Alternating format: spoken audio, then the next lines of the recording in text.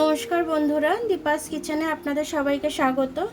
আজকে আমি মাছের ডিম নিয়ে নিয়েছি। মাছের ডিম দিয়ে আমি একটা আলু দিয়ে পেঁয়াজ দিয়ে একটা চচ্চড়ি টাইপের করব। তার জন্য দেখুন আমার পেঁয়াজ লাগবে, একটু আদা রসুন লাগবে, এখানে কাঁচা লঙ্কা লাগবে, লেবুটা লাগবে, আর এখানে একটু আমি আলু কেটে নিয়েছি ঝিরি করে। এবার আমি ডিমটা সেদ্ধ দিয়ে দিলাম। ডিমটাতে আমি নুন হলুদ মাখিয়ে রেখেছিলাম। এবার আমি আধখানা লেবু চেপে দিচ্ছি, আষ্টে গন্ধটা চলে যাবে।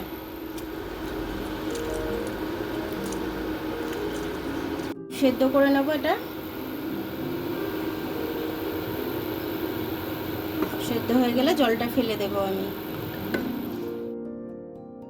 এটা সেদ্ধ হয়ে গেছে, আমি এটা নামিয়ে নিচ্ছি। পেঁয়াজটা দিয়ে দিলাম আমি,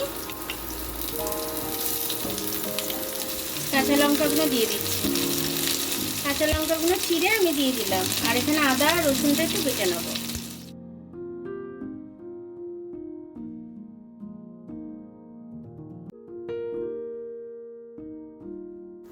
আদা রসুনের পেস্টটা দিয়ে দিয়েছি। ডিমগুলো দিয়ে দিলাম আমি। ডিমটা দিয়ে এর সাথে এটা ভেজে নেবো ভালো করে।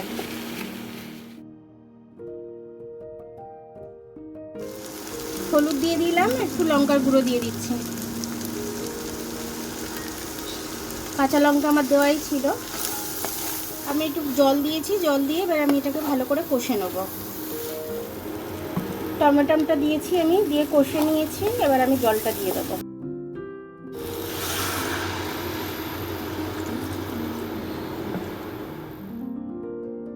এটাকে আমি এখন চাপা দেবো, হতে দেবো কিছুক্ষণ, 10 মিনিট মতো। আমি এটা মাখো মাখো এরকমই রাখবো। আমি এবার এর মধ্যে একটু ধনেপাতা দিয়ে দেবো।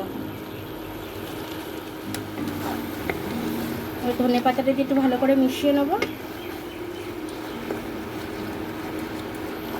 আমি নুন দিয়ে দিলাম।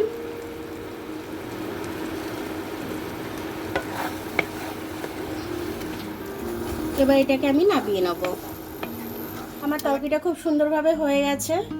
তো এটা দিয়ে এক থালা ভাত খাওয়া হয়ে যাবে, অন্য কোনো আর তরকারি লাগবে না। তো আমার ভিডিওটা দেখার জন্য অনেক অনেক ধন্যবাদ। আমার ভিডিওটা যদি আপনাদের পছন্দ হয় তাহলে লাইক, সাবস্ক্রাইব, বেল আইকনটা একটু টিপে দেবেন।